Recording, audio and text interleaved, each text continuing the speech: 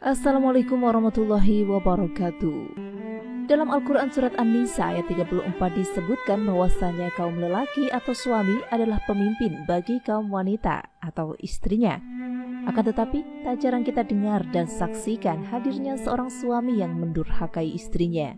Daripada melindungi, mereka justru memilih tindakan atau perbuatan yang dalam Islam digolongkan ke dalam perbuatan zalim terhadap istri. Perbuatan-perbuatan tersebut diantaranya adalah sebagai berikut. 12 ciri-ciri suami durhaka terhadap istri menurut Islam. Yang pertama, menelantarkan dan tidak memberikan nafkah pada istri. Ciri-ciri suami durhaka terhadap istri yang pertama terdapat dalam sebuah hadis yang diriwayatkan oleh Abu Dawud, Muslim, Ahmad, dan At-Tabarani. Rasulullah SAW bersabda yang artinya, seseorang cukup dipandang berdosa bila ia menelantarkan belanja orang yang menjadi tanggung jawabnya. Hadis tersebut menggambarkan betapa berdosanya seorang suami yang melalaikan kewajibannya terhadap istri dan anaknya. Yang kedua, melimpahkan tanggung jawab suami pada istri. Suami berkewajiban untuk memberikan nafkah lahir dan batin bagi keluarganya. Lalu bagaimana jika suami melimpahkan kewajiban seperti mencari nafkah dan mengatur segala urusan rumah tangga kepada istri? Hal ini tentu saja bertentangan dengan syariat Islam dan keluarga tersebut digolongkan menjadi keluarga yang tidak beruntung. Jika tanggung jawab menjadi pemimpin diambil alih oleh istri, maka tentu saja kewibawaan suami akan hilang dan hal itu bisa menjerumuskan istri pada perbuatan durhaka pada suami. Yang ketiga, tidak memberikan tempat tinggal yang layak kepada istri.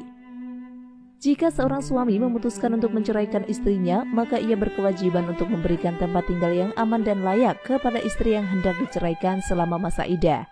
Kewajiban lain yang tidak boleh dilupakan suami adalah bahwa ia harus tetap memberikan nafkah kepada istri yang hendak ia cerai, sebagaimana biasanya.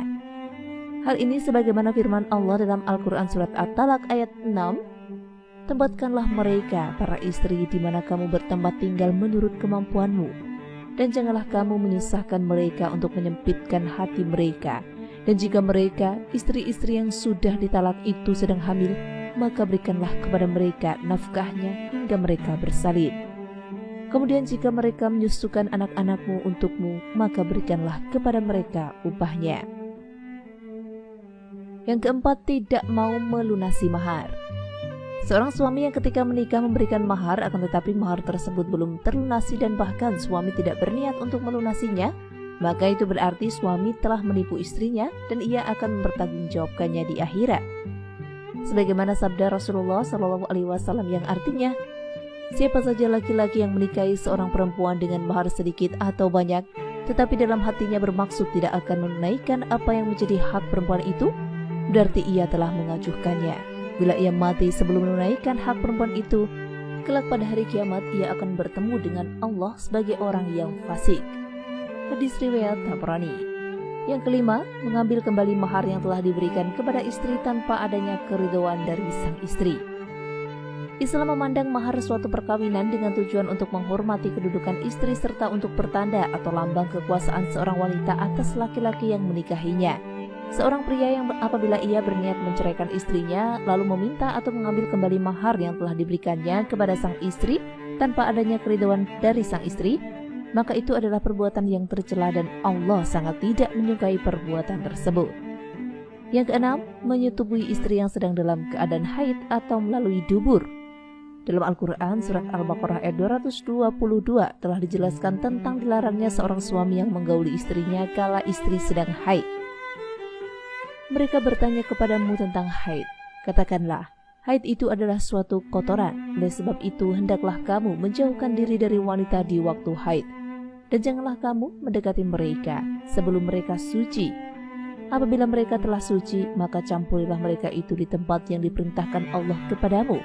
Sesungguhnya Allah menyukai orang-orang yang bertaubat dan menyukai orang-orang yang mensucikan diri. Sementara larangan menyetubui istri lewat dubur adalah berdasarkan sabda Rasulullah yang artinya, istri kalian adalah ladang bagi kalian, maka datangilah ladang kalian di mana dan kapan saja kalian kehendaki.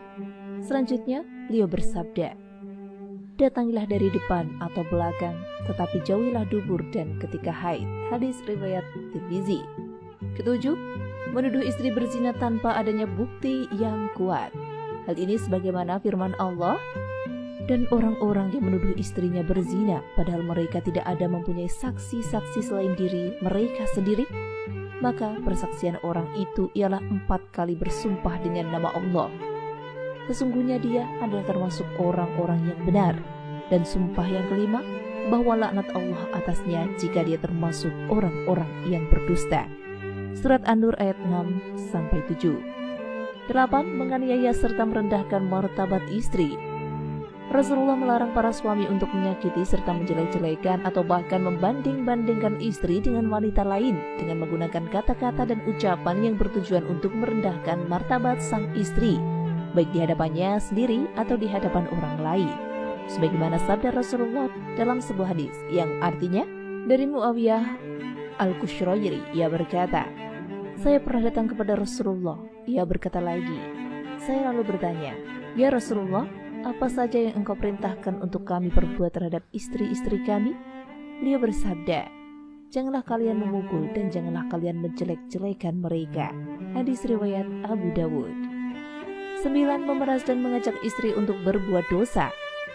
Seorang suami haruslah selalu berusaha menjadi pemimpin yang baik untuk istri dan anak-anaknya, seperti mengajari dan mengajak mereka untuk sholat, mengaji, atau melakukan hal-hal yang dapat memberikan motivasi bagi istri dan anak untuk beramal ibadah. Seorang suami yang memeras istri dan memaksakannya untuk berbuat dosa, maka di akhirat kelak ia akan dimintai pertanggungjawaban dari Allah atas apa yang pernah ia lakukan tersebut. 10. Selalu mencurigai dan berusaha mencari-cari kesalahan istri. Selalu curiga terhadap apa-apa yang diperbuat oleh istri adalah sifat kurang baik yang harus dihindari oleh para suami.